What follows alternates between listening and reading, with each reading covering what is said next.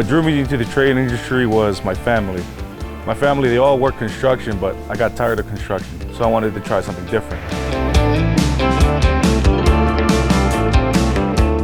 I wanted to try diesel because I never heard of it back in Hawaii, so I wanted to see what it was about. And so far, I really do enjoy it a lot.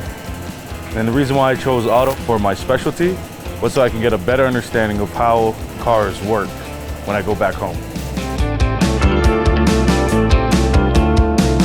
Get a job, start making money for my family, especially for my mom.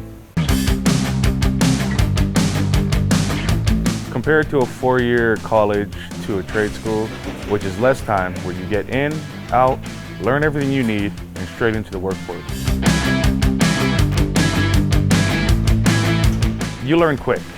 You learn a lot in the time that they give you, and the teachers are very specific on how to do the job, explaining the job, and going from there.